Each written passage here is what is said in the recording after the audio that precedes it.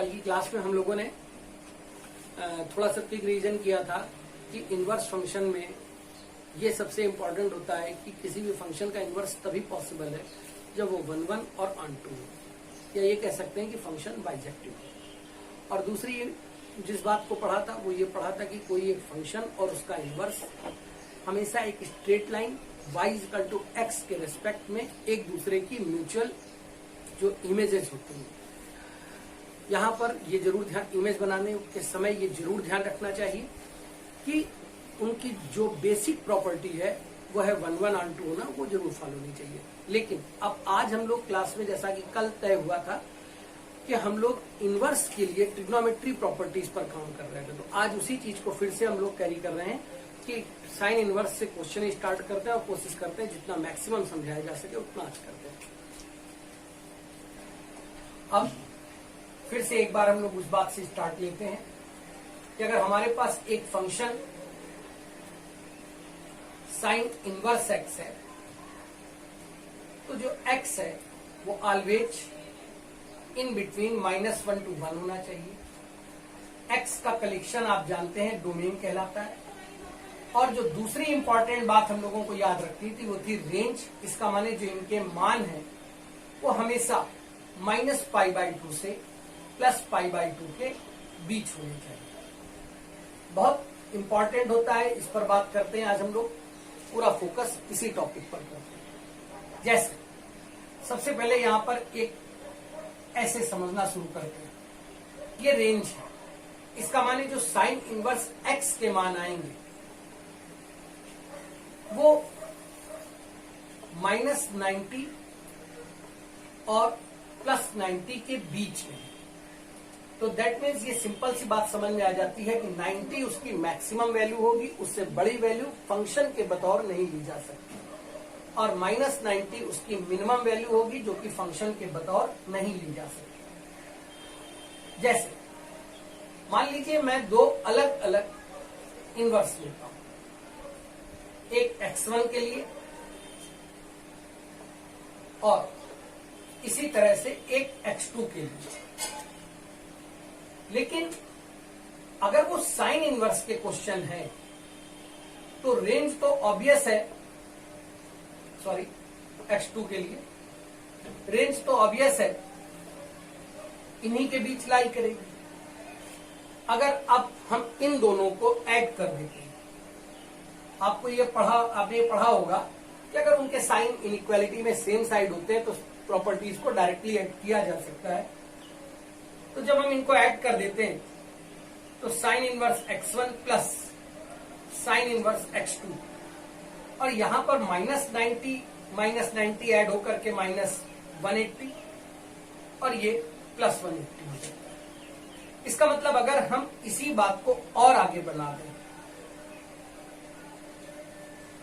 और हम यहां पर कोई 3 इनवर्स फंक्शन ले रहे होते हैं, साइन इनवर्स x1।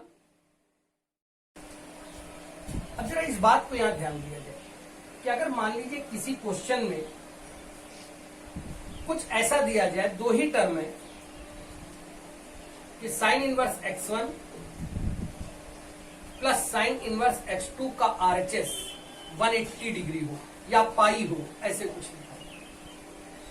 आप सोचिए, थोड़ी देर के लिए हम ये इमेजिन करते हैं कि हम उनमें से किसी एक मान को 80 डिग्री मान लेते हैं। ये मैंने माना है, कोई कैलकुलेशन नहीं। अब ये 180 कब आएगा? इसका मतलब इसके 180 आने के लिए दूसरे वाले पार्ट का 100 होना जरूरी है, और 100 यानी 90 से ज्यादा हो गया। इसका माने ये चीज तो ली ही नहीं जा सकती।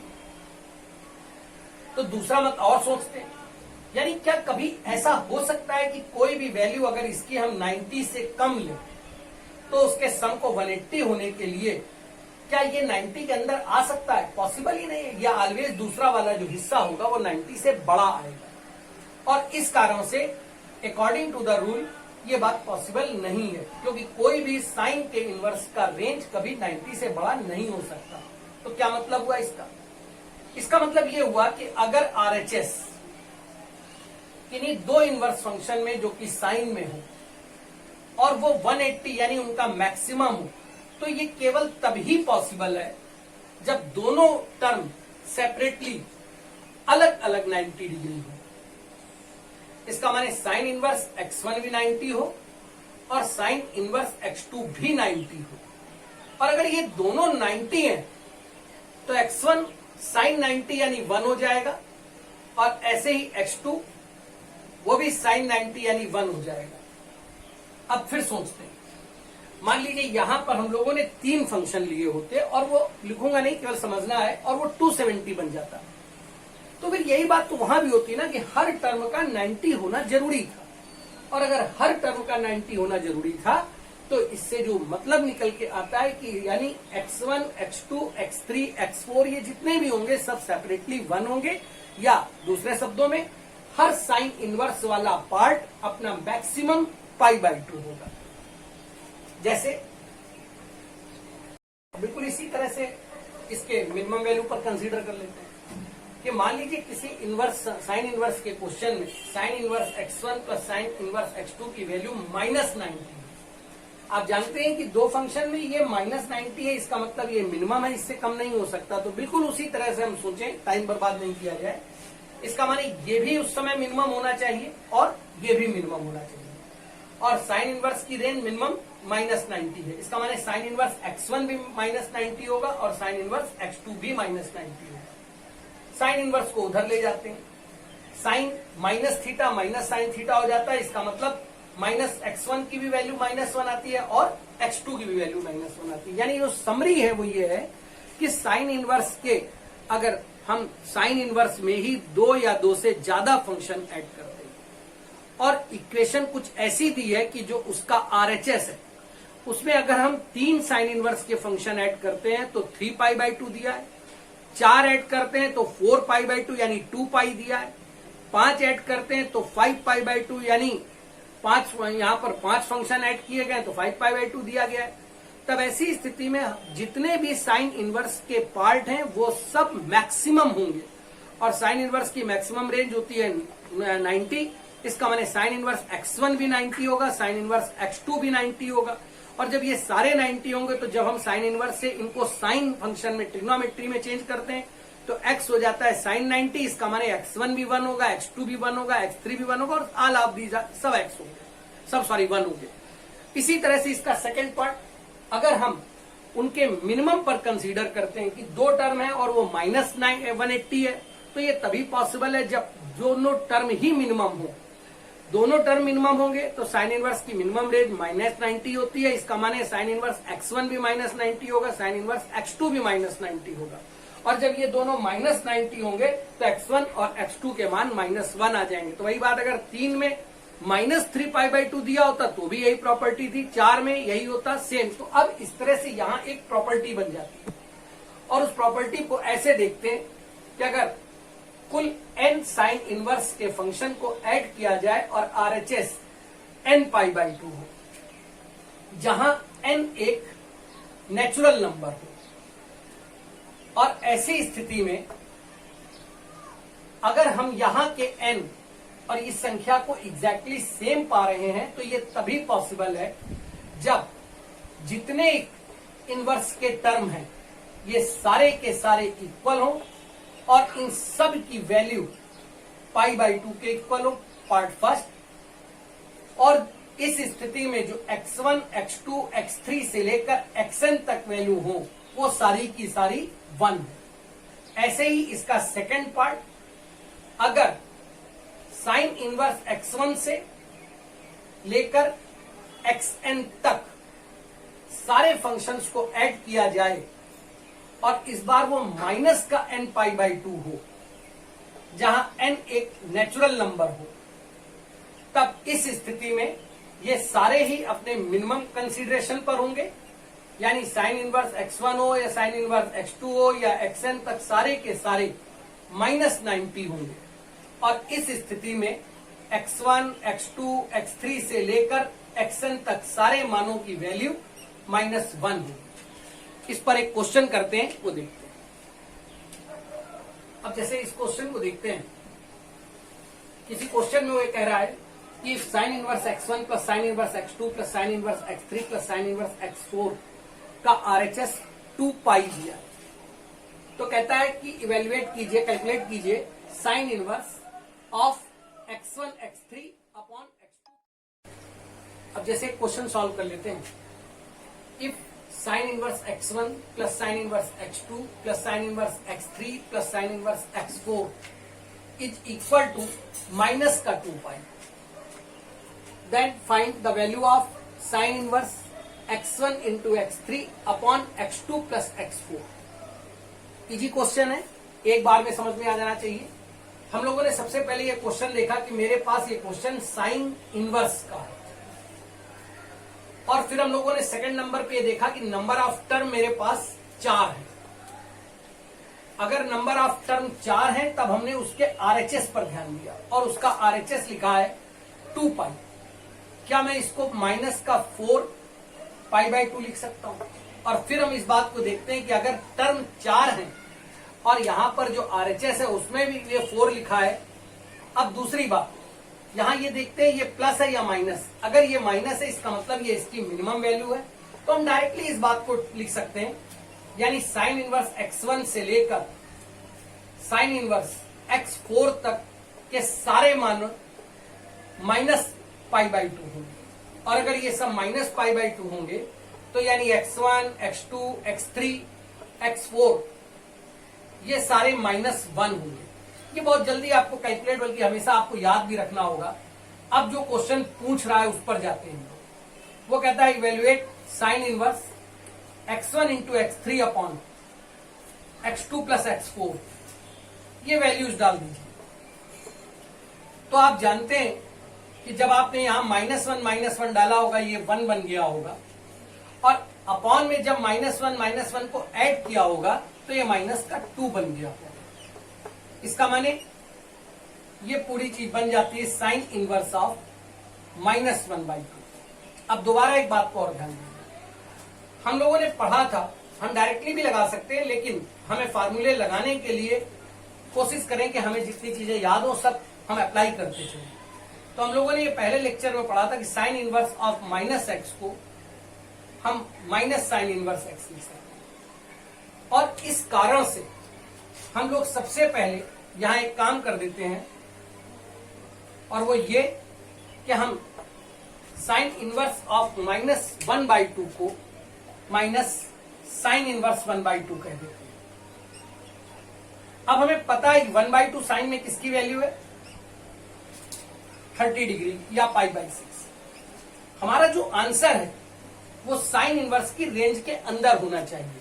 और हम ये देखते हैं कि हाँ, ये जो वैल्यू है ये -90 से बड़ी और 90 के बीच में। इसका मतलब यस, ये मेरा मान एक्सेप्टेबल है, और यही हमारा आंसर हो जाता है। एक और क्वेश्चन को देखते हैं। ये सारे क्वेश्चन जहां भी RHS पाई या π/2 जैसा कुछ हो, इसका मतलब उसके लिए जो मेन बात है वो यही प्रॉपर्टी है। जैसे एक क्वेश्चन में ये दिया जाता है, इफ साइन इनवर्स x का whole square plus sine inverse y का whole square plus sine inverse z का whole square is equal 3 pi square by 4, then find the minimum value of x plus y plus z। देखो एक बात तो यहां ध्यान दें, अगर हम साइन इनवर्स x की सेपरेट वैल्यू पर ध्यान दें तो ये -90 से +90 के बीच है। इसका मतलब अब हम इसके दो अलग अलग केसेस पर बात करते हैं। जिस समय हम इसका मैक्सिमम लेते हैं यानी π/2 और उसका स्क्वायर कर देते हैं, तो इसका माने उसका स्क्वायर π² 4 हो जाता है। और इसी तरह से अगर हम उसका मिनिमम लेते हैं -π/2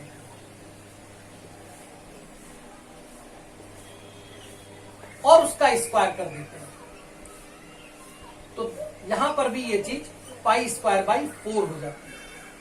अब एक बात फिर यहां आ जाती है, इसका मतलब स्क्वायर होने की पोजीशन में ये इसका मैक्सिमम है। तो यार इस बात को ऐसे भी समझ लो कि यहां के इस टर्म के अकॉर्डिंगली अगर ये इसका मैक्सिमम है तो हम ये देख रहे हैं कि एक स्क्वायर है, दूसरा स्क्वायर है, तीसरा स्क्वायर, और तीनों ही साइन इनवर्स के हैं। इसका मतलब अगर ये 3 पाई स्क्वायर बाई 4 है तो अंडरस्टूड है कि ये अपने टाइम पर मैक्सिमम होंगे, ये मैक्सिमम होंगे और ये मैक्सिमम होंगे। अब अगर ये मैक्सिमम होंगे तो हम डायरेक्टली इस क्वेश्चन को यहां से कर सकते हैं कि यानी हम ये बात जान जाते हैं कि यहां से sign inverse x, sign inverse y और साइन इनवर्स z जो होंगे वो क्या क्या हो सकते हैं। हो सकता है कि वो तीनों ही पाई बाई 2 हो, या हो सकता है वो तीनों ही माइनस पाई बाई 2 हो। अब अगर वो तीनों ही पाई बाई 2 हैं तो आपको पता है इसका माने x, y और z इन तीनों की वैल्यू +1 होगी, और अगर वो तीनों ही माइनस पाई बाई 2 है तो इसका मतलब इन तीनों की वैल्यू -1 होगी। क्वेश्चन मेरे से क्या कह रहा था कि हमें इवेल्युएट करना है x plus y plus z का मिनिमम मान। अब हमें मालूम है कि यानी 2 रिजल्ट्स हो सकते थे। अगर 1 प्लस 1 प्लस 1 यानी तीनों 1 लिए जाते, यानी हम सारे केसेस पर बात कर लें तो अगर तीनों 1 लिए जाते तो इसकी जो मैक्सिमम वैल्यू होती है वो 3 होती। अगर हम कोई 2 1 लेते, जैसे x और y को 1 और 1 लेते, z को मान लीजिए z को -1 ले लेते, तो इसके डिफरेंट केसेस बनते। हम चाहें तो इसके और केसेस बना करके इसको सॉल्व करके देख सकते हैं। जैसे मान लीजिए हम इस बात को ऐसे कह सकते हैं, इसकी जरूरत नहीं है लेकिन फिर भी यहां पर समझाना है। केस फर्स्ट, अगर ये तीनों ही 1 होते x, y और z, तब ऐसी स्थिति में जो मुझे x plus y plus z की वैल्यू मिलती वो 3 मिलती। केस सेकेंड, एनी 2 ऑफ कोई 2 जो है वो 1 है और जो रेस्ट तीसरा बचता है वो -1 है, तो इसका मतलब तब ये 1 प्लस 1 2 -1, तब x plus y plus z की वैल्यू 1/2 और 1 यानी 1 हो जाती है। केस थर्ड, अब मैं यहां पर कहता कि एनी 1 इज 1 और बाकी 2 जो अदर 2 है वो -1 है, क्योंकि ये सारी पॉसिबिलिटीज है। तब इस स्थिति में x plus y plus z, यहां ध्यान दीजिए, x 1 होता, ये कितना होता -1, ये कितना होता -1, या कोई भी 2 आप ले लीजिए, तो ये -2 और 1 यानी तब ये रिजल्ट -1 हो जाता। And the last is case fourth, हो सकता है कि तीनों के तीनों ऑल 3 -1 होते, तब इस स्थिति में x plus y plus z की वैल्यू आ जाती -3। मुझे ये सब बताने की जरूरत आपको एग्जाम में नहीं है, लेकिन मुझे इस बात को बतानी है कि कभी कभी क्वेश्चन यहां लिख देता है, केस लिख देता है और आपसे रिवर्स में पूछता है, इसलिए ये बात आपको पता होनी चाहिए। आगे ऐसे क्वेश्चन आएंगे, हम लोग डिस्कस भी करेंगे। अब इस क्वेश्चन के अकॉर्डिंग उसने कहा था कि मुझे मिनिमम वैल्यू चाहिए, तो इनमें सबसे कम कौन सा है -3, और अगर ये -3 है तो इसका मतलब यही हमारा आंसर पार्ट हो जाता है। फिर से एक बार इस क्वेश्चन को बहुत ही अच्छे से समरी में देख लें।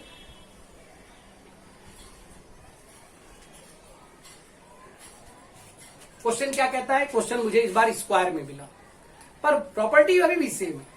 प्रॉपर्टी ये सेम है कि साइन इनवर्स x है तो यहाँ स्क्वायर दिया है, तो अगर ये इसका मैक्सिमम π/2, और मैंने जैसे ही RHS में π²/4 देखा, RHS में देखा कि अगर 3 साइन इनवर्स के टर्म है तो 3π²/4 है, 4 टर्म है तो 4π²/4 है, 5 टर्म है तो 5π²/4 है, तो इसका मतलब ये सेम वही प्रॉपर्टी की ईच ऑफ टर्म। अब लेकिन स्क्वायर में है तो 2 केस खुलेंगे। हो सकता है या तो सारे ही टर्म का रेंज मैक्सिमम होता π/2 π/2 π/2, या ये भी हो सकता था कि सारे ही मिनिमम होते -π/2 -π/2 -π/2, या ये भी हो सकता था कि कोई एक मैक्सिमम होता बाकी 2 मिनिमम होते, क्योंकि स्क्वायर होते ही वो सब पॉजिटिव हो जाएंगे। इसलिए इनमें सारे केसेस पर डिस्कस करना पड़ता है। हम लोगों ने उसमें एक बात को यहां पर ध्यान दिया कि क्या क्या हो सकता था, तो उसके लिए किसी एक केस को हम लोगों ने एग्जाम्पल बनाया। जैसे अगर साइन इनवर्स x होता तो मैक्सिमम या मिनिमम दोनों में ही π²/4 आता। इसका मतलब अगर वो π/2 होता तो x की वैल्यू 1 होती, और अगर वो -π/2 तो -1 होती। इसका स्क्वायर होने पर हमारे पास जो x जिसके लिए इनवर्स बनाया जा रहा है उसके 2 केस खुलते। या तो +1 होता या -1 होता। अब उसने टर्म दिए 5 टर्म, अगर जैसे यहां 3 दिए, मैं ऐसे ही बोल रहा हूं 5 टर्म दिए, तो इसका मतलब x1, x2, x3, x4 और x5 या तो सारे के सारे +1 होते, या 4 1 होते, 1 -1 होता, 3 1 होते, 2 -1 होते, 2 1 होते, 3 -1 होते, 1 1 होता, 4 -1 होते, और हो सकता है 5 -1 होते। यानी इतने केस हमारे सामने खुलते। उसमें क्वेश्चन ने मेरे से क्या कहा कि हमें मिनिमम वैल्यू चाहिए। तो ये तो एक सरल क्वेश्चन है क्योंकि स्टार्टिंग का है, तो उसमें उसने कहा x + y + z की मिनिमम वैल्यू। तो हमने जब सारे केसेस को डिस्कस करके देखा तो मिनिमम कितना मिला, -3, और यही हमारा आंसर हो जाता, यानी उसमें -5 हो जाता। तो आई होप ये क्वेश्चन क्लियर हुआ होगा। अब आगे क्वेश्चन देखते हैं, एक क्वेश्चन और कर लेते हैं। क्वेश्चन ये है कि sin inverse x1 + sin inverse x2 एक ब्रैकेट में है, जिन्हें मल्टीप्लाई किया गया है sin inverse x3 + sin inverse x4 से, जो कि एक दूसरा ब्रैकेट है। फिर मल्टीप्लाई किया गया है sin इनवर्स x4 के बाद x5 + x6 तक, और ऐसे करते करते sin inverse x9 + sin inverse x10 तक। इन सबका जो प्रोडक्ट वैल्यू दी गई है वो π⁵ है, यानी 5 बार पाई को मल्टीप्लाई किया गया है। आगे क्वेश्चन कहता है देन इवेल्युएट x1 ⁴ + x2 का स्क्वायर + x3 का क्यूब, इसी तरह से x4 की पावर 4 से लेकर x10 टू द पावर 10 तक। इसको इस तरह के क्वेश्चन में एक बात हमेशा ध्यान रखिए कि क्वेश्चन देखने में ऑर्बिट होगा पर होगा सरल। कैसे? आप लोग आरएचएस कभी मत देखिए और इसको इक्वेशन बनाने, इनवर्स के क्वेश्चन है, साइन इनवर्स या कॉस इनवर्स के आएंगे, इनका आरएचएस पहले मत देखिए। पहले देखिए कि क्वेश्चन में फैक्टर कितने होंगे। हमने देखा यहां पर 2 फैक्टर हैं, तो साइन इनवर्स x1 और साइन इनवर्स x2 पर हमने देखा कि इनका जो रेंज होता था वो -π से 2 है, इसलिए -2π/2 से +2π/2 के बीच में। इसका अर्थ ये हुआ कि एक फैक्टर की जो वैल्यू आ रही है, अगर हम sign inverse x1 + sign inverse x2 के किसी फैक्टर की आपसे ये कहते हैं कि इसकी मैक्सिमम वैल्यू कितनी होती, तो ऑब्वियस है वो पाई होती। अब दूसरी बात हमने ध्यान दिया कि जब x1 और x2 एक ब्रैकेट में है, यानी एक फैक्टर, x3 x4 यानी ये दूसरा फैक्टर, 5 और 6 वाला तीसरा फैक्टर, 7 और 8 वाला चौथा फैक्टर, तो 9 और 10 वाला 5वां फैक्टर होता है। इसका मतलब मुझे ये कंफर्म हो जाता है कि क्वेश्चन में जो हमें ब्रैकेट्स दिए हैं, जो फैक्टर्स दिए गए हैं, जिनका प्रोडक्ट किया गया है, वो कुल 5 फैक्टर है। अब यार इसके अकॉर्डिंग अगर हम देखें तो अब यहां हम आरएचएस देखते हैं, π⁵ इसका मतलब ये तभी पॉसिबल है जब ईच फैक्टर मैक्सिमम हो। या मैं फिर इस बात को ध्यान दे दूं कि यानी ये 5 के पांचों फैक्टर जो हैं, जब ये मैक्सिमम होंगे तभी ये π⁵ आया होगा। और यार अगर ये मैक्सिमम होंगे तो क्वेश्चन यहां से खत्म हो जाता है। इसका मतलब साइन इनवर्स x1 और साइन इनवर्स x2 दोनों ही π/2 होने चाहिए, और यार अगर दोनों π/2 होने चाहिए तो x1 और x2 दोनों की वैल्यू 1 होनी चाहिए। तो क्या ये यहां पर 1 नहीं होनी चाहिए? इसका माने x3 भी 1 होना चाहिए, x4 भी 1 होना चाहिए। तो फिर इसका माने क्या x5 1 नहीं होना चाहिए, x6 भी 1 होना चाहिए, ऐसे ही x7 भी 1 होना चाहिए, x8 भी 1 होना चाहिए, x9 और x10 को भी 1 होना चाहिए। यानी लास्ट बात, ये सारे के सारे 1 है। तो यार क्वेश्चन तो खत्म हो गया ना, क्योंकि अब हम अगर हम 1 पर कोई भी पावर चढ़ाएं तो इसका मतलब कोई फर्क तो पड़ना नहीं है। 1 का स्क्वायर भी 1 होना है और 1 की पावर 10 भी 1 होना है। तो हमें कुल 1 कितनी बार जोड़ना है? 10 बार। तो 1 + 1 + 1 + 1 10 टाइम्स का मतलब आंसर इज 10। एक इजी क्वेश्चन है, पर क्वेश्चन के पूछे जाने का तरीका ऐसा होता है कि वो देखने में बड़ा लगने लगता है पर क्वेश्चन सरल होता है। कभी भी साइन इनवर्स और कॉस इनवर्स के क्वेश्चन में अगर वो इक्वेशन फॉर्मेट में हो तो उसका आरएचएस हमें तब देखना चाहिए जब हम इस प्रॉपर्टी को पहले चेक कर लें कि वो मैक्सिमम या मिनिमम की प्रॉपर्टी तो नहीं बन रही है। अगर वो बन रही है तो क्वेश्चन के सॉल्व करने में मुश्किल से मुश्किल आपको 1 मिनट लगेगा, आप क्वेश्चन सॉल्व कर लेंगे। मुझे समझाना होता है, अपनी बातें कहनी होती हैं सारी, इसलिए हम लोगों को टाइम लगता है। लेकिन अगर आप मुझसे अभी किसी ने मेरे से कहा था कि क्वेश्चंस के दौरान थोड़ा सा अगर डिस्क्राइब कम किया जाए, तो डिस्क्राइब अगर हम नहीं करेंगे तो फिर इसका मतलब आप किताबों से उठाइए और पढ़ लीजिए, क्योंकि हमारा काम ही डिस्क्राइब करना है। हो सकता है कि हम अपने एग्जाम्पल ज्यादा ले लेते हैं, हो सकता है कि चीजों को बताने में हमारा टाइम ज्यादा लग जाता हो। अब दो बातें, हमारा ये जो वीडियोस मैं बना रहा हूं, ये मैं स्टूडेंट्स के लिए बना रहा हूं, ये टीचर्स के लिए नहीं बना रहा हूं। अब अगर कोई टीचर इसको देखता है, मान लीजिए मैं ही किसी अपने समकक्ष किसी अच्छे टीचर की क्लास को देखता हूं, तो जब वो क्वेश्चन लिखते हैं तो मुझे मालूम है कि इसका आंसर क्या होगा और मैं थोड़ा तेजी से करके कर लेता हूं कि हाँ ठीक हो गया। यानी जिस चीज को वो समझाने में 3 से 4 मिनट ले रहे हैं, मैंने कॉपी पे करके उसको 1-1.5 मिनट में देख लिया कि हाँ ये होगा। लेकिन क्या स्टूडेंट उतनी जल्दी कर सकता है? क्योंकि मेरा ये वीडियो डिपेंड करता है हमारे बच्चों के लिए। मेरा इसलिए हो सकता है कि मेरे को समझाने में मैं एग्जाम्पल ज्यादा ले लेता हूँ, हो सकता है समझाने में मैं थोड़ा सा समय ज्यादा ले लेता हूँ, ये मेरी गलती भी हो सकती है। लेकिन इस गलती के लिए मुझे लगता है आपको मुझे क्षमा करना चाहिए। अभी क्लास खत्म नहीं हुई है, अभी इसके बाद और आगे देखते हैं। अब यहां से अगली प्रॉपर्टी पर आते हैं,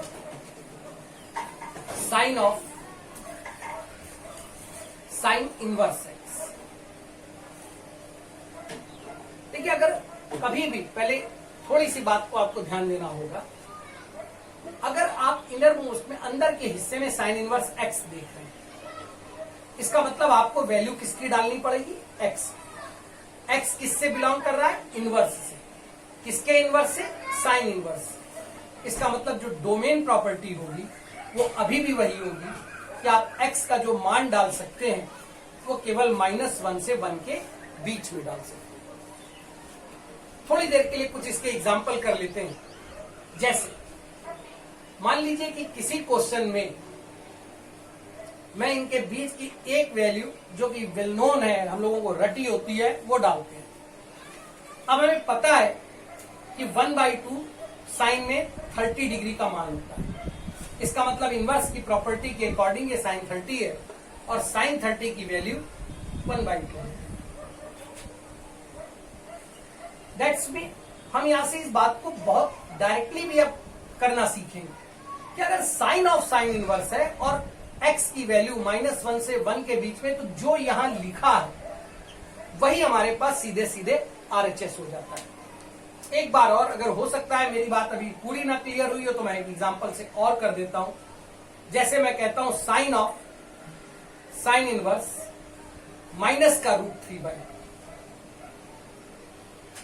तो अगर मैं साइन इनवर्स के साथ माइनस देखूंगा तो मैं डायरेक्ट वैल्यू भी रख सकता हूं, लेकिन मैं बार बार कह रहा हूं कि अगर फॉर्मूलों को जितने ज्यादा बार आप प्रैक्टिस करोगे उतने ज्यादा बार वो रट जाएंगे।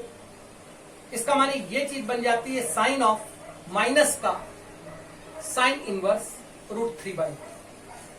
अब साइन इनवर्स √3/2 हमें पता है कि ये माइनस के 60 डिग्री की वैल्यू है, यानी -π/2। यहां जो फॉर्मूला हमें दिखता है वो दिखता है साइन ऑफ माइनस थीटा, और साइन ऑफ माइनस थीटा हो जाता है माइनस साइन थीटा। इसका माने ये स्टेप यहां से आ जाती है माइनस की साइन π/3। फिर से वापस साइन 60 का मान -√3/2।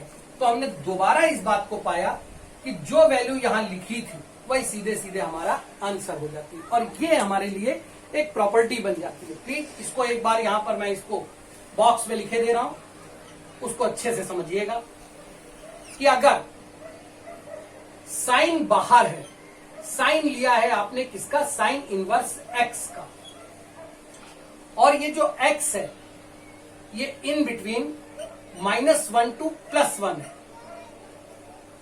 -1 से 1 के बीच में आपने एक्स को रखा है, तब आप इसको डायरेक्टली इसके रिजल्ट को एक्स लिख सकते हैं। पर ये तभी दोबारा, तिबारा, 4 बार, जितनी बार आप कहिए उतनी बार समझाया जाए कि ये तभी पॉसिबल है जब वो डोमेन के अंदर एग्जिस्ट करे। जैसे अगर मान लीजिए कि किसी क्वेश्चन में आप अधूरी बात देखते हैं और अभिमन्यु की तरह आखिरी वाले आप स्टेप को नहीं पढ़ते हैं तो क्वेश्चन में लास्ट की चक्री में फंस जाएंगे। इसलिए इसको ध्यान दीजिएगा, केवल इतना नहीं पूरी बात को। जैसे साइन ऑफ साइन इनवर्स 2 लिखा है और आपने ये सीखा कि अच्छा साइन और साइन इनवर्स तो कैंसिल करके हम सीधे 2 लिख सकते हैं, तो यहाँ पे ये गलत हो गया।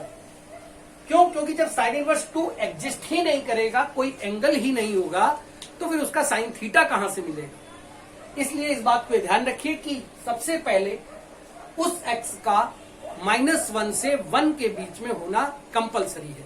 Summary, sine of sine inverse x को हम डायरेक्टली एक्स लिख सकते हैं बशर्ते वो x -1 से 1 के बीच में हो। अब देखिए दूसरा पार्ट। अब इस बात को देखते हैं, क्योंकि ये कंफ्यूजन का पॉइंट है, इसलिए बहुत अच्छे से समझना चाहिए कि क्या sign inverse of sine x, यानी अब बाहर कौन है, साइन इनवर्स, और इनवर्स ले किसका रहे हैं, साइन एक्स का। ऐसी स्थिति में क्या इसका आरएचएस हम हमेशा अल्फा एक्स लिख सकते हैं? ध्यान दीजिएगा, बहुत ध्यान से समझिएगा, ये एक क्वेश्चन है। मैं इसको बिगाड़ नहीं रहा हूं, मैं इसको काट नहीं रहा हूं, मैं इसमें नॉट इक्वल का साइन नहीं लगा रहा हूं, बल्कि यहां एक क्वेश्चन क्रिएट कर रहा हूं कि क्या ऐसा हो सकता है। नहीं, इसलिए नहीं हो सकता क्योंकि अब क्वेश्चन डिपेंड करेगा साइन इनवर्स की रेंज पर। अगर यहां का लिखा हुआ एक्स उसकी रेंज के अंदर है तो वो एग्जिस्टिंग है, अगर वो रेंज के अंदर नहीं है तो ये नहीं हो सकता। इस पूरी बात को हम लोग पहले जब आखिरी के क्वेश्चन में आएंगे तब डायरेक्ट एप्लीकेशन पर आएंगे, पर मुझे इस पूरी बात को डिस्क्राइब करने में 10 से 15 मिनट लगेंगे, इसलिए बहुत अच्छे से ध्यान दीजिएगा। जैसे इस पूरी बात को पहले यहां समझते हैं, हम एक्स क्या क्या डाल सकते हैं। अगर इस स्थिति का एक्स हो जबकि साइन एक्स है अंदर, तब आप एक्स कुछ भी डाल सकते हैं। पहली बात, एक्स कुछ भी डाल सकते हैं, यानी क्योंकि आप जो एक्स डालेंगे वो एंगल की तरह काम करेगा, और आप साइन थीटा कैलकुलेट कर रहे हैं। साइन थीटा के लिए डोमेन की कोई शर्त नहीं होती है, इसलिए इसका मतलब यहां पर हम एक्स कुछ भी डाल सकते हैं। अब जरा दूसरी स्टेप पर यहां ध्यान दीजिए, कुछ क्वेश्चंस पर, बाद में हम लोग सब कुछ अच्छे से समझेंगे, सबको समरी में जब लाएंगे तो सब कुछ एक साथ कर देंगे। एक एग्जाम्पल लेते हैं और उस एग्जाम्पल में हम x की वैल्यू -π/2 से π/2 के बीच में रखते हैं। ये एग्जाम्पल है सारे समझने के लिए। जैसे मैंने कहा sine inverse of sine 45 degree π/4, π/4 इनके बीच में है, कोई भी आप एंगल ले सकते हैं। हमने साइन π/4 की वैल्यू डाली 1/√2, इसका मतलब अब हमें चाहिए साइन इनवर्स ऑफ 1/√2, और 1/√2 साइन में π/4 होता है। साइन इनवर्स की रेंज हमको ये हमेशा याद रखनी चाहिए कि अगर हमारा कोई क्वेश्चन साइन इनवर्स का है तो ये कंपलसरी होना चाहिए कि हम उसी को आंसर के रूप में एक्सेप्ट करेंगे जो कि -90 से +90 के बीच में हो। क्या मतलब इसका कि अगर कोई वैल्यू अगर कोई वैल्यू π/2 से बाहर या -π/2 से छोटी हो रही तो नहीं ली जा सकती, पर ये π/4 है, इसके बीच में, इसका माने मैं इसको डायरेक्टली कह सकता हूं। इसका मतलब हम इसको एक पॉइंट रिजल्ट बना सकते हैं। वो पॉइंट रिजल्ट जिसको मैं बॉक्स में लिखता जा रहा हूं कि अगर किसी क्वेश्चन का x -π/2 से +π/2 के बीच में है तो sign inverse of sign x को हम डायरेक्टली x लिख सकते हैं। जैसे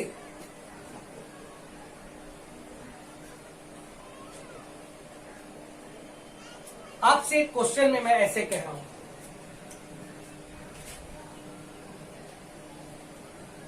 मैं आपसे कहता हूं कि मुझे sine inverse 1 plus sine inverse 1/2 का सम चाहिए। सॉरी, अभी sign inverse x plus sine inverse y नहीं था, इसी का क्वेश्चन था, मुझे थोड़ा सा मैंने ध्यान नहीं दिया। Sign inverse of sign 1 plus sine inverse of sign 3/4 का सम चाहिए। अब ऐसी स्थिति में हमें सबसे पहले ये देखना पड़ेगा, ये 1 लिखा और 1 एक न्यूमेरिक वैल्यू है। इस वाली प्रॉपर्टी को दोबारा समझते हैं। ये रेड पेन से मैं जो मार्क कर रहा हूं ये सारी प्रॉपर्टी पर है, ध्यान रखिए। पाई बाई 2 यानी 3.14 का डिवाइड करेंगे आप तो ये वैल्यू आ जाएगी 1.57। आई होप इतनी है।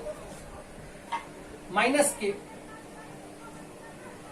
इसका मतलब इसके बीच का कोई भी अगर आप मान लेते हो तो आपको कैलकुलेट करने की जरूरत नहीं है। Sign inverse of sine x को आप डायरेक्टली एक्स लिख दीजिए। तो 1, इसका मतलब जब हम इस 1 को चेक कर रहे हैं तो क्या 1 इसके बीच में है? अगर 1 इसके बीच में है तो यानी मैं साइन इनवर्स ऑफ साइन 1 को डायरेक्टली 1 लिख सकता हूं। 3/4 आप सॉल्व कीजिए 0.75 आएगा और वो भी इसी के अंदर है। अच्छा, अगर बाय द वे मैंने यहां पर 3/4 की जगह माइनस का 3/4 लिखा होता तो माइनस का 3/4 कितना हुआ? माइनस का 0.75, और माइनस का 0.75 भी शायद इसके अंदर ही होगा। और अगर इसके अंदर ही होगा तो साइन इनवर्स ऑफ साइन -3/4 को हम डायरेक्ट x यानी -3/4 लिख सकते हैं। अगर लिख सकते हैं तो मेरा आंसर हो गया। Sign inverse of sign 1, sign inverse of sign -3/4 अब यार इसको कैलकुलेट करो तो आंसर कितना आ गया? 1/4। होपफुली ये पहली बात शायद समझ में आई होगी। यहां एक बार फिर से चेक कर लीजिए। Sign inverse of sine x में जो x है अगर वो -90 से +90 के बीच में है तो आप sign inverse of sine x को डायरेक्ट x लिख सकते हैं। कोई फार्मूला नहीं, कोई आपको दिमाग लगाने की जरूरत नहीं। -π/2 +π/2 को जब हम न्यूमेरिक चेंज करते हैं तो π/2 यानी 1.57 अप्रोक्सीमेट, ये एग्जैक्ट नहीं होगा, अप्रोक्सीमेट। इसी तरह से इसका मतलब ये जो वैल्यू है वो माइनस के 1.57 से प्लस के 1.57 के बीच का कोई भी न्यूमेरिक नंबर हो, कोई भी वैल्यू हो। डिग्री में है तो -90 डिग्री से +90 डिग्री के बीच में हो। न्यूमेरिक में हो तो आपको न्यूमेरिक कैलकुलेशन देख लेना होगा। और अगर इसके बीच में हो तो आप उसको डायरेक्टली x लिख दीजिए। 1 इसके बीच में था, मैंने डायरेक्ट लिख दिया। माइनस का 3/4 इसके बीच में था, मैंने डायरेक्ट लिख दिया और इसको कैलकुलेट कर दिया। That's my answer. अब जरा इसके बाद के सेकंड एग्जांपल को देखते हैं। अब सेकंड बात करते हैं। पहले केस में x को हमने π/2 तक लिया था। अब ये जो x है वो π/2 से बड़ा है, इक्वल नहीं लगाते हैं, और 3π/2 के बीच में। देखिए ये 3π/2 ही क्यों सिलेक्ट किया गया ये भी बता दिया जाए। अगर आप इनके बीच का डिफरेंस देखें, इनकी रेंज की वैल्यू देखें कि कहां से कहां तक है, तो ये 180 डिग्री है। इसका मतलब जो भी चेंजेज आएंगे साइन के इनवर्स में वो सब 180 डिग्री के रेस्पेक्ट में आएंगे। 90 में हम लोगों ने जब 180 जोड़ा तो 270 हो जाता है, यानी 3π/2 हो जाता है। तो अंडरस्टूड है कि इसका मतलब इसके बीच के जो फार्मूले होंगे वो अलग होंगे, फिर 3π/2 से 5π/2 के फार्मूले अलग होंगे, और ये हर 180 डिग्री पर इसके फार्मूले चेंज होते हैं।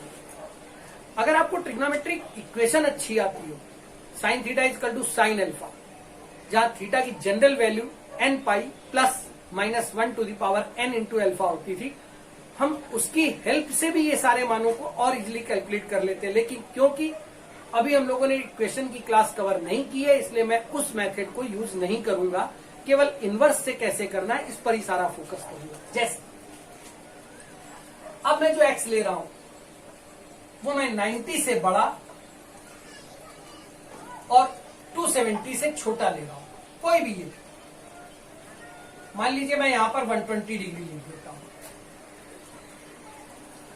अब ये बताइए कि अकॉर्डिंग टू दिस क्या साइन इनवर्स साइन को मैं डायरेक्टली यूज करके इसको 120 लिख सकता हूं? और अगर मैंने 120 लिख दिया तो इसीलिए क्वेश्चन मार्क था, क्योंकि मैं जानता हूं कि जो रेंज है ये उस रेंज के अंदर सेटिस्फाई नहीं हो रहा। क्योंकि मुझे ये बात पता होनी चाहिए कि जो RHS है यानी इसका जो आंसर आना है वो अपनी रेंज को सेटिस्फाई करेगा, तभी आंसर बनेगा, अदरवाइज आंसर नहीं बनेगा। और इसकी रेंज क्या थी? रेंज थी -π/2 से +π/2। इसका मतलब अगर मैं RHS में 120 लिखूंगा तो वो इसको सेटिस्फाई नहीं करेगा। दैट मीन्स ये गलत हो जाता है। अब अगर ये गलत हो जाता है तो क्या ऐसे क्वेश्चन सॉल्व ही नहीं होंगे? नहीं, सॉल्व क्यों नहीं होंगे उसको देखते हैं। जैसे पहले इसको इजीएस्ट कैसे करा जाए। एक मेथड जो हमारे सर ने मुझे बताया था वो ये भी था कि आप एक काम कीजिए कि आप 120 डिग्री की वैल्यू डाल दीजिए, पर ये मेथड केवल तभी हो सकता है जब आप वेल नोन एंगल पर काम कर रहे हैं, 120 पर, 150 पर, या और आगे जाकर के बड़े होने पर भी ऐसे एंगल जिनको आप आखिरी में 30, 45 या इस तरह से में कर सकते हैं। लेकिन अगर यहीं पर न्यूमेरिक लिखा होता, 7 लिखा होता, तब हम लोग यहां फंस जाते। इसलिए हमको दोनों बातों की जरूरत होगी कि अगर हम डिग्री में वेल नोन एंगल पे काम कर रहे हैं तो हम उसको ऐसे कर सकते हैं, लेकिन फॉर्मूले क्या बनने चाहिए उस पर भी काम करें। हमारे सर ने ये बताया था मुझे कि साइन 120 की आप वैल्यू डाल दीजिए, तो साइन 120 की वैल्यू हो जाती है √3/2, और √3/2 साइन में किसका मान होता है? 60 डिग्री का। और ये जो 60 डिग्री है क्या इस रेंज के अंदर है? अगर रेंज के अंदर है तो यही हमारा आंसर हो जाता है। मैं दोबारा कह रहा हूं, ये मेथड कितना ही क्यों ना हो, 240 लिखा हो, 300 लिखा हो, आगे कुछ भी लिखा हो, लेकिन ये तभी एग्जिस्टिंग है यार जब आप यहाँ के इस एंगल को जानते हो, ताकि उसका मान डाला जा सके, उस मान को वापस -90 से +90 के बीच लिखा जा सके और उसका इन्वर्स यूज कर लिया जाए, तब हो सकता है। लेकिन अगर यहाँ पर कोई ऐसी चीज लिखी है जिसको मैं नहीं जानता, 110 डिग्री लिखा होता, तब मेरे लिए यहाँ पर मैं उसका मान नहीं जानता था, तो मेरे लिए ये मेथड उतना फायदेमंद नहीं होता। इसलिए और आगे देखिए। अच्छा बताइए, अगर इसको एक फॉर्मूले की शक्ल देनी, हालांकि अभी ग्राफ से समझेंगे तो और सरल हो जाएगा, पाई की डायरेक्ट वैल्यू से समझेंगे तो और सरल हो जाएगा, लेकिन अभी हम केवल बेसिक बात कि अगर ये 60 डिग्री आ जाए और यहां 120 था, तो क्या इस 60 डिग्री को मैं पाई माइनस 120 डिग्री लिख देता तो क्या ये 60 नहीं होता? और इसको हम लोगों ने चुराया किससे? इसको sine theta equal to sine alpha से चुराया। Sine theta equal to sine alpha में theta equal to n pi plus -1 की पावर n इंटू अल्फा में हम लोग इस चीज को जब डालकर देखते हैं तो ये मान आते जाते हैं। जरा इस बात को फिर देखिए। इसका माने क्या हम इस बात को यहां ऐसे कह सकते हैं कि साइन इनवर्स ऑफ साइन 120 को हम डायरेक्टली अगर पाई -120 लिखें तो यहां का जो मान आएगा वो रेंज के अंदर आ जाएगा। इसका मतलब एक एग्जांपल और ऐसे रफली कर लेते हैं, फिर इसकी पूरी समरी लिख देंगे। फिर दोबारा कहां से कहां तक की एग्जिस्टिंग हम लोगों ने चेक की है? 90 से बड़ी, 270 से कम। ठीक है, 270 से कम, इसका माने मैं अगर यहां 200 लिख रहा हूं तो क्या ये बनेगा? देख लेता हूं। पाई यानी 180 डिग्री माइनस 200 डिग्री, सॉल्व करने से माइनस का 20 डिग्री, यस बिल्कुल बनेगा। क्या ये -90 से +90 के बीच में है? और अगर है तो ये रेंज एग्जिस्टिंग है। अगर ये एग्जिस्टिंग है तो यही हमारे पास फॉर्मूला हो जाता है। क्या फॉर्मूला हो जाता है? मैं यहां दूसरे बॉक्स में इसको लिख रहा हूं कि अगर मेरा x π/2 से बड़ा और 3π/2 से छोटा, तब sign inverse of sign x को डायरेक्ट रट करके मैं पाई माइनस x लिख सकता हूं। और अगर मैं पाई माइनस x लिख दूंगा तो यहां जो आंसर आएगा वो इस रेंज के अंदर आएगा, लेकिन बस शर्त क्या है? x 90 से बड़ा और 270 से छोटा होना चाहिए। यहां पर एक क्वेश्चन इस पर सिंपल सा कर लेते हैं, उसको देखते हैं।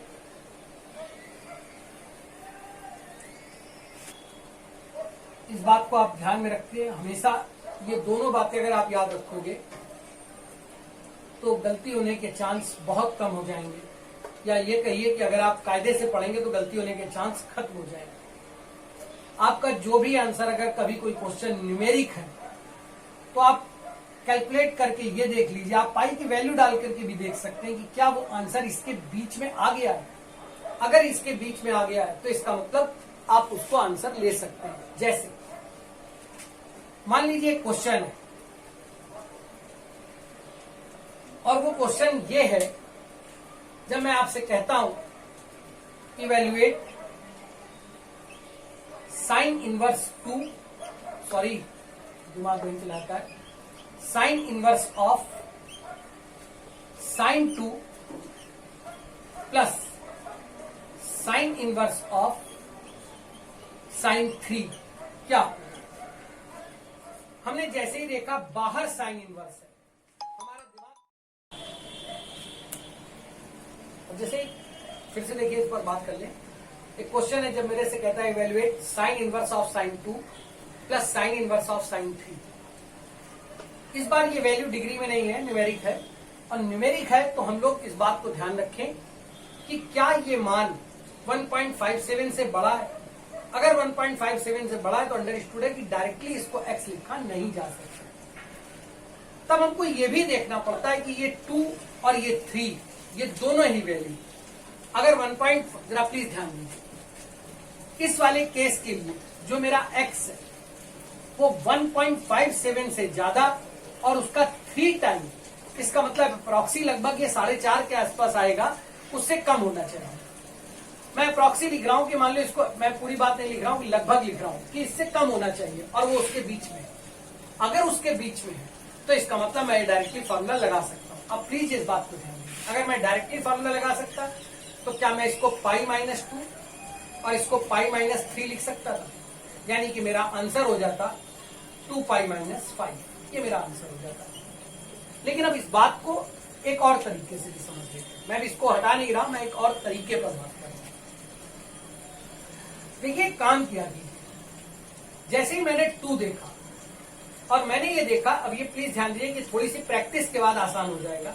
मैंने देखा ये 1.57 से ज्यादा है, तब मैंने अपने मन से π-2 डाला। अपने मन, ये आप करते जाइए, आपको करना क्या, एक बार π-x डालना है, फिर एक बार इसी तरह से x माइनस करना। मैं अभी पूरी चीज समझा दूंगा, लेकिन पहले इस क्वेश्चन को केवल ध्यान में रखिए। पाई कितना था 3.14, में आप सब्ट्रैक्ट क्या कर रहे हो 2, और अगर आप सब्ट्रैक्ट 2 कर रहे हो तो ये कितना बच के आ रहा है 1.14, और 1.14 इसके अंदर है, इसका माने हाँ, इसको मैं डायरेक्टली लिख सकता हूं। ऐसे ही मैंने पाई से अब दूसरे नंबर 3 को सब्ट्रैक्ट किया। अगर 3 को सब्ट्रैक्ट किया तो ये 3.14 में से मैंने 3 सब्ट्रैक्ट किया, कितना आ गया, ये आ गया 0.14। 0.14 अभी भी इसके अंदर है, इसका माने हाँ, मैं इसको डायरेक्टली ये लिख सकता हूं। सपोज करिए कि अगर क्वेश्चन में हम एक टर्म और बढ़ा देते, मान लीजिए क्वेश्चन आपका हो गया होगा, लेकिन अब हम क्वेश्चन एक और बढ़ा रहे हैं। सपोज करिए कि यहां पर वो एक पार्ट 3 की जगह उसने 4 लिखा हो, तब हम क्या करते हैं, फिर हम यही करते हैं। मैं मेथड 2 से करूंगा, इसको फॉर्मुले से नहीं करूंगा। पहले मैंने देखा मेरे पास लिखा क्या है 2 लिखा है, यानी 1.57 से ज्यादा है। मैंने कहा नहीं अजय, ऐसे नहीं होगा, तो मैंने इसको पाई से सब्ट्रैक्ट किया, पाई से इस नंबर को सब्ट्रैक्ट किया, पाई की न्यूमेरिक वैल्यू डाली 3.14, सब्ट्रैक्ट किया, ये 1.14 हो गया। 1.14 इसके अंदर, यानी मैं लिख सकता हूं कि मेरा पहला पार्ट हो गया। इसी तरह से मैंने दूसरे देखा 4 नहीं पॉसिबल, मैंने पाई से 4 को सब्ट्रैक्ट किया, पाई यानी 3.14 से मैंने 4 को सब्ट्रैक्ट किया, तो ये माइनस का 0.86 आ गया। माइनस का 0.86 है, यानी ये मेरा आंसर है। तो मेरा आंसर यहाँ कितना हो गया, π-2 प्लस π-4, यानी आंसर है 2π-6। आई होप ये लाइन समझ में आ गई। अब मैं फिर चेंज कर रहा हूं, मान लीजिए मैंने इस क्वेश्चन को हटाया और sin 4 की जगह मैंने यहां पर लिख दिया sin 5। ठीक, ड्रामा वही चल रहा है अभी भी। 2 मैं चेक कर चुका हूं, π-2 एक्सेप्टेबल था, टाइम वेस्ट नहीं करूंगा। अब 5 को चेक किया, 5 यानी पाई से किसको सब्ट्रैक्ट कर रहे हैं 5 को, पाई कितना, तो देखो फिर यहां से 3.14 पाई की वैल्यू डाल दी, 5 सब्ट्रैक्ट किया। यार जब ये सब्ट्रैक्ट करोगे तो ये माइनस का 1.86 आएगा। अगर ये माइनस का 1.86 आ गया, इसका मतलब ये रेंज के बाहर है, तो इस बार हम π-5 नहीं लिख सकते। यानी हमें ये बात इस मेथड से भी अगर हमारी समझ में आ जाए तो भी ये छोटा हो जाता है। अब क्वेश्चन आता है तो मुझे लिखना क्या चाहिए, ऐसी स्थिति में हम एक केस और करेंगे, तब इस बात को डायरेक्टली एक रटने के पॉइंट ऑफ व्यू से बता देंगे, लेकिन कम से कम एक केस हमें और डिस्कस करना होगा। कैसे, देखिए। और ये तीसरा एग्जांपल होगा, इसके बाद हम लोग इस पूरी बात को एक समरी की तरह याद कर लेंगे। कम से कम 3 एग्जाम, फिर ग्राफ भी इसका समझ लेंगे। अब मैं उस x की बात कर रहा हूं जो कि 3, अगर यहां पर लिखा हुआ x 3π/2 यानी 270 से बड़ा और 5π/2 यानी 450 से छोटा। और ये हम पहले ही जान चुके हैं कि जो आंसर होगा वो डायरेक्टली इस स्थिति में काट करके x नहीं लिखा जा सकता, क्योंकि उसके लिए उसका रेंज में होना आंसर मस्ट। जैसे एक एग्जांपल बना रहे हैं, sign inverse of sign 300। Sine inverse बाहर दिखा यानी आंसर रेंज में चाहिए। मैं डायरेक्टली इसको सॉल्व करके 300 नहीं लिख सकता था क्योंकि आंसर रेंज के बाहर हो गया था। पहले मैं अपने सर वाले मेथड को डिस्कस करूंगा, इस बहाने सर याद भी हो जाते हैं। मेरे सर ने बताया था कि अगर आपको ये सब केवल 12th अपेयरिंग पे है, पर अगर आप कंपटीशन में आएंगे तो इसका फिर आपको ये टफ हो जाएगी, तब आपको यही याद होना चाहिए। उनके अकॉर्डिंगली साइन 300 की वैल्यू डाल दीजिए, तो ये 360 माइनस 60 यानी 4th क्वाड्रेंट है, और 60 हो गया यानी -√3/2।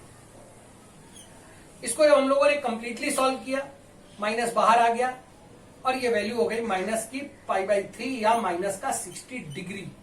ये मेरा आंसर है क्योंकि ये -90 से 90 के बीच में। लेकिन इसको एक फॉर्मूला कैसे बनाया जाए? तो अगर इसको एक फॉर्मूला बनाया जाए तो जरा प्लीज ध्यान दीजिए, मुझे कुछ ऐसा करना है कि 300 दिखाई दे और आंसर ये हो। तो ये तो सरल है ना, 300 दिखाई दे और आंसर ये हो। इसका माने क्या, मैं इस पूरे ड्रामे को 300 माइनस 360 डिग्री लिख सकता हूं। और अगर लिख सकता हूं तो यहां से मेरे पास अगला केस आ जाता है।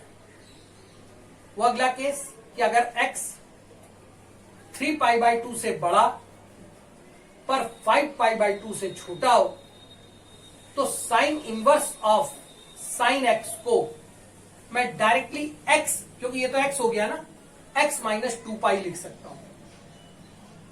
और यार अगर x -2π मैं लिख सकता हूं तो मुझे ये रट लेना चाहिए। और यहां से अभी अगली बार मैं इसकी डायरेक्ट थ्योरी बता दूंगा। अब दोबारा जैसे ही मैंने x को देखा कि वो 270 से बड़ा लेकिन 450 से छोटा, ऐसी स्थिति में मैंने डायरेक्टली एक फॉर्मूला लिया। वो फॉर्मूला क्या था, x -2π यानी जो x है x -2π, जो यहां से कैलकुलेट होकर आएगा वो हर हाल में रेंज के अंदर ही होगा। जैसे मान लीजिए मैं यहां पर लिखता हूं साइन इनवर्स ऑफ साइन 400, 450 से कम है, तो मेरा आंसर होना चाहिए 400 माइनस 360 यानी इट इज 40 डिग्री। और 40 डिग्री मुझे रेंज के अंदर मिलता है, यानी मेरे आंसर सही है, जस्टिफाइड है। तो इस तरह से हम इसको आसानी से याद रख सकते हैं। पर दोबारा ये डिग्री, अगर कोई क्वेश्चन हमें न्यूमेरिक में दिखे तो मुझे उसकी न्यूमेरिक अप्रोच लेनी चाहिए। उसको हमें कैसे करना है, जैसे एक एग्जांपल से मैं बात समझा रहे हैं। अब जैसे साइन इनवर्स ऑफ साइन 5 है, अभी हम लोगों ने जस्ट इसके पहले इसी क्वेश्चन को कर रहे थे और हमने देखा था कि 5 होने पर ये वाले मेथड नहीं लगे। जैसे ही डिग्री नहीं दिखाई दिया, न्यूमेरिक दिखाई दिया, हमें न्यूमेरिक कैलकुलेशन पर जाना चाहिए। इसका माने ये 5 है, तो पहले मैं ये देखता हूं कि 5 का मतलब हमारी ये वैल्यू किसके किसके बीच में आती है।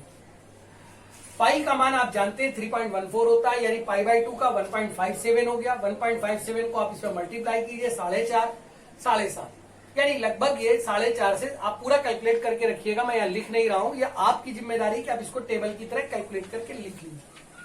मैं रफली बोल रहा हूं कि ये 4.5 से 7.5 के बीच में कोई नंबर है, और 4.5 से 7.5 के बीच में अगर ये 5 है तो इसका माने मैं इस बार डायरेक्टली ये फॉर्मूला लगा सकता हूं। साइन इनवर्स ऑफ साइन 5 की वैल्यू मैं x यानी 5 माइनस 2π कह सकता हूं। फिर दोबारा ध्यान दीजिए, जैसे अब एक क्वेश्चन और कर रहा हूं, इसको फिर दोबारा समझाऊंगा, पर एक क्वेश्चन और कर रहा हूं। मान लीजिए किसी क्वेश्चन में मैं कहता हूं evaluate sign inverse of 2 plus sine inverse of, sorry यार बार बार वाले क्वेश्चन आ जाते हैं। Sign inverse of sign 2 plus sine inverse of sign 3 plus sine inverse of sign 5, तो क्या आंसर होगा 2, यानी 1.57 के बाहर, 1.57 के बाहर, इसका मतलब ये केस 1.57 से ज्यादा लेकिन 4.5 से कम, that means pi minus x. तो मैंने इसको डायरेक्टली लिखा पाई माइनस 2। 3 इसका माने अब ये वैल्यू कितनी हो गई 1.57 और 4.5 के बीच में 3 आता है, इसका माने ये भी डायरेक्टली लिखी जा सकती है पाई माइनस 3 प्लस 5। जब मैंने 5 कैलकुलेट किया तो यहां से जरा इसको और देख लें कि जब साइन इनवर्स ऑफ साइन 5 है, इसका मतलब ये जो 5 है ऑब्वियस है यार कि ये 4.5 से ज्यादा है, और अंडरस्टूड है कि इसका मतलब ये इस तीसरी वाली कैटेगरी में आ रही और इस कैटेगरी में आ रही है, तो इसका मतलब ये डायरेक्टली x माइनस 2 एक्स कितना है 5, तो 5 माइनस 2 पाई हो जाएगा। ध्यान दीजिए पाई प्लस पाई, 2 पाई से 2 पाई गया 0, इसी तरह प्लस का 5 माइनस 2 माइनस 3, यानी ओवरऑल आंसर इसका क्या हो जाता है 0। ये प्लीज यहां पर अच्छे से ध्यान रखिए कि ये सारा खेल इस बात का है कि रिजल्ट उसकी रेंज के अंदर है या नहीं है, लेकिन जब मैं यहां तक इस बात को देख लेता हूं तो मुझे 2 बातें क्लियर होनी चाहिए। एक, न्यूमेरिक मुझे जो क्वेश्चन कंपटीशन में मिलने वाले हैं वो कोई डिग्री में या ऐसे नहीं होंगे कि आप डायरेक्टली उन्हें कैलकुलेट कीजिए, अंडरस्टूड है वो न्यूमेरिक में होंगे। न्यूमेरिक में करने के लिए 2 मेथड बल्कि 3 मेथड आते हैं। पहला ये, क्या आपको ये फॉर्मूले याद है? दूसरा, इन फॉर्मूलों के रिगार्डिंग आपको ये वैल्यूज कैलकुलेट करके रख लेनी चाहिए, और उस वैल्यू के अकॉर्डिंग अगर आपके मान इनके बीच में आ जाए तो आपके आंसर होते हैं। जैसे मैंने अभी पहले भी बताया कि अब हम इस मेथड को ऐसे भी करते हैं कि मैंने जैसे ही देखा कि ये 5 है, ये मेथड 2 है, ध्यान दीजिएगा 5 है, मैंने इसको पाई से 5 को सब्ट्रैक्ट किया 3.14 से, जो कि माइनस का 1.86 निकला। माइनस का 1.86 इसके बाहर था, मैंने कहा नहीं ये रेंज में नहीं है।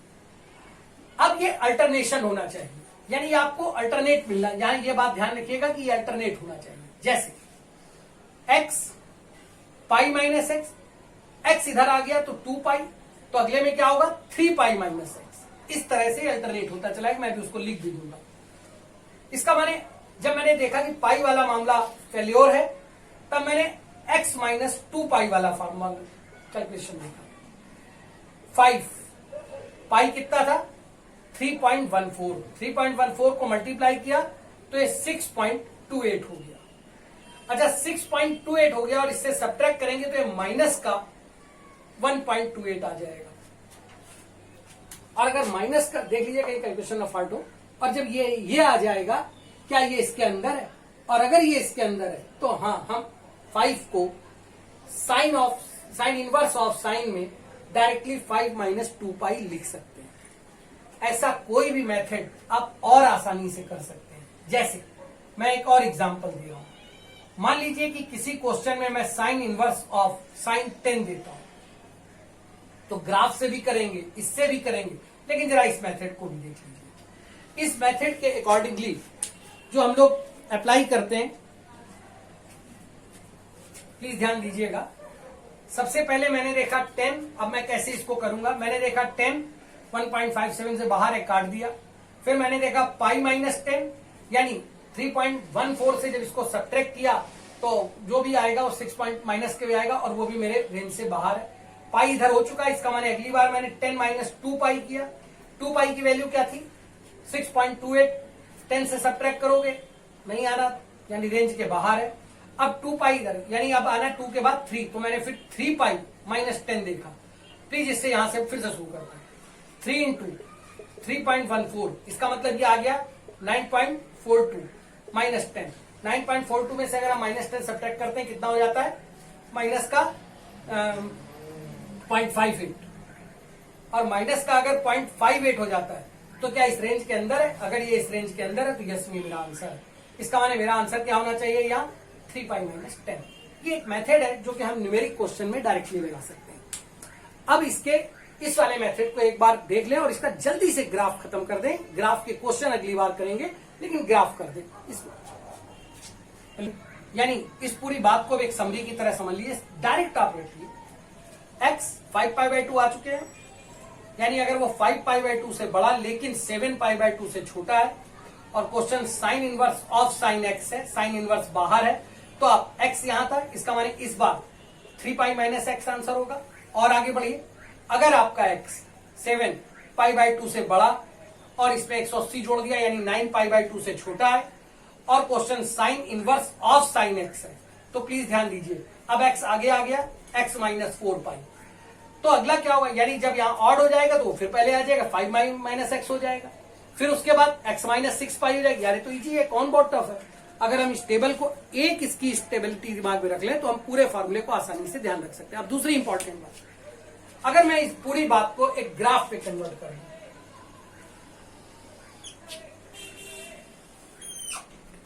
और उस ग्राफ पे मैंने देखा कि मेरे जो रिजल्ट है, जब मेरे को ये fx के, मैं इसको बराबर कर देता हूं, अगर fx के इक्वल कर देता हूं तो यहां पर मैं देखता हूं कि अगर मैं x की वैल्यू -90 से +90 के बीच डाल रहा हूं तो मेरे आंसर भी -90 से +90 के बीच में आ रहे हैं। दैट मीन्स ये स्ट्रेट लाइन बन के, सॉरी, ये स्ट्रेट लाइन बन के जाएगी।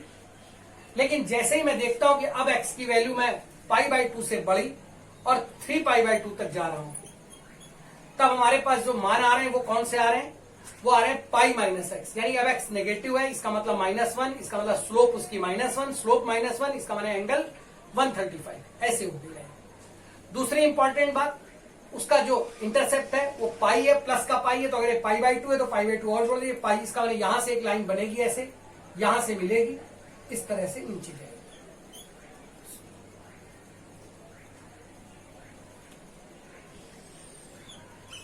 फिर इसके बाद अगले ग्राफ के पार्ट पे देखते हैं और वो 3π माइनस एक्स, इसका माने जब मैं इसके आगे देखता हूं तो अब मैं 3π/2 से आगे बढ़ता हूं, कहां तक, 5π/2। जब मैं 5π/2 तो आया तो x फिर से 1 है, यानी उसका कोफिशिएंट अगर 1 है तो स्लोप 1 हो गई, स्लोप 1 हो गई, यानी एंगल 45 डिग्री हो गया, यानी लाइन ऐसे जाएगी। लेकिन अब इंटरसेप्ट कितना है, -2π, तो यार ये कितना था, पाई था, तो -2π यानी इतना ही नीचे हो गया, तो नीचे से एक लाइन आते हुए दिखेगी जो कि इस तरह से ऊपर जाएगी, यानी ये x है। अब ये नेगेटिव -x दिख रहा है, यानी रट लीजिए π माइनस एक्स, ये फिर पॉजिटिव x है, यानी x माइनस 2π। फिर इसका माने इसके बाद जो लाइन आएगी वो क्या हो जाएगी, अब यहां पर x फिर नेगेटिव हो गया, यानी -x, पर ये 3π। यार कितना आसान है इस चीज को समझना। दैट मीन्स ये ग्राफ जो अभी आपको बोर्ड पर रफ दिख रहा होगा, इस पूरे ग्राफ को अगले टर्म की क्लास में यहीं से स्टार्ट करेंगे और इस पूरे ग्राफ को एक बार फेयर बनाएंगे। लेकिन मुझे लगता नहीं कि अब इस पर ज्यादा बात करनी चाहिए, पर फिर भी एक बार समझिए, sine of sine inverse x, यानी साइन बाहर है और साइन इनवर्स एक्स अंदर है। ऐसी स्थिति में जो एक्स है वो केवल -1 से 1 के बीच डाला जा सकता है, और sine of sine inverse x में अगर एक्स -1 से 1 के बीच है तो उसको डायरेक्टली आप एक्स लिख दीजिए, कोई प्रॉब्लम नहीं, क्योंकि एक्स 1 से बड़ा डाल ही नहीं सकते आप। पर इसी का अपोजिट अगर हम पढ़ते हैं और वो sign inverse of sine x है, तो अब इसको कैलकुलेट करके एक्स नहीं लिखा जा सकता हमेशा, उसके लिए कुछ शर्तें होती हैं। वो शर्तें किस पर डिपेंड करती हैं, वो शर्तें रेंज पर डिपेंड करती हैं, क्योंकि साइन इनवर्स के मान -90 से +90 के बीच ही एक्सेप्ट होंगे, तब वो एक फंक्शन होगा, तब वो 1/2 होगा। इसलिए 90 से ऊपर के मानों को यूनिवर्सली एक्सेप्ट नहीं किया जाता। इसलिए हम पूरी क्वेश्चंस के पार्ट कर देते हैं। मान लीजिए किसी क्वेश्चन में साइन इनवर्स ऑफ साइन 170 लिखा है, तो क्या मैं साइन इनवर्स साइन कैलकुलेट करके डायरेक्ट 170 लिख दूंगा? वैसे लिख दूं तो गलत है ना, क्योंकि 170 साइन इनवर्स के अकॉर्डिंग आना चाहिए और वो रेंज के बाहर है, यानी नहीं हो सकता। इसलिए मुझे ये बात याद होनी चाहिए। मैंने इसको इजी कैसे किया, मैंने अपनी नंबर लाइन को तोड़ दिया, -90 से 90, फिर हर एक में 180 जोड़ते चले गए आगे और पीछे। -90 से 90 की लाइन को मैंने ड्रॉ कर दिया, ये x है, फिर उसी लाइन को मैं ऊपर नीचे बढ़ाता चला गया x। अब जब लाइन ऐसे बनेगी तो अंडरस्टूड है वो -x की लाइन होगी। इसका माने अगर ये x -x और उसका इंटरसेप्ट पाई, तो x पाई -x। अब ये लाइन ऐसे हो गई, यानी x पॉजिटिव हो गया, x -2π। फिर उसके बाद अब x -2π तो 3π -x, x -4π वगैरह वगैरह होता चला गया, और इसी के अकॉर्डिंग पीछे हो जाते हैं आंसर। होपफुली अगर कोई चीज डाउट्स हो, कुछ ऐसा लगता हो कि मैंने अच्छे से नहीं क्लियर किया, तो मुझे कमेंट बॉक्स में आकर जरूर बताएं। सब्सक्राइब करें अगर आप सब्सक्राइब करते हैं तो यकीन करिए कि हर एक क्लास के बाद अगर सब्सक्राइब बढ़ते हैं तो मुझे कॉन्फिडेंस मिलता है। आपके कमेंट मुझे बताते हैं कि मुझे क्या सुधार करना चाहिए। जैसे एक कमेंट आया, उस कमेंट में यह था कि कहीं कहीं पर क्लास स्लो हो जाती है। मैं जानता हूं कि क्लास कहीं कहीं पर स्लो हो जाती है, क्योंकि हम लोग जब ये बात क्लास में समझाते हैं तब किसी बात को समझाने के लिए 4 से 5 एग्जाम्पल यूज करते हैं। ऑनलाइन समझाने में हमें यह भी ध्यान रखना है कि वीडियो अपलोड करने में समय लगता है, इसलिए उसके लिए ज्यादा से ज्यादा 1 एग्जाम्पल ले सकते हैं। फिर भी कोशिश करते हैं 2 एग्जाम्पल ले लें।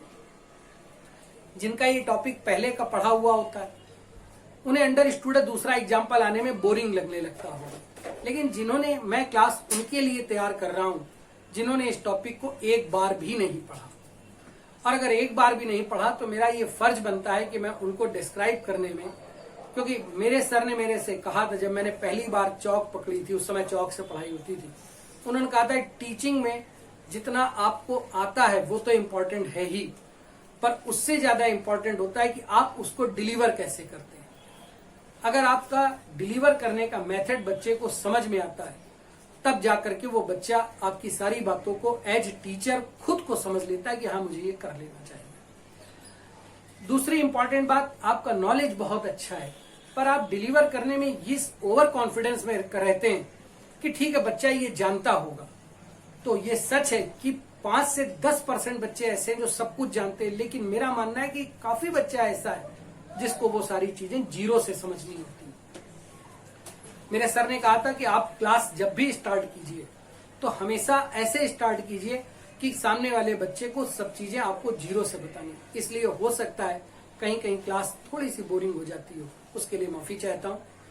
आपको जहां नहीं समझ में आए आप बात कीजिए, सब्सक्राइब जरूर कीजिए।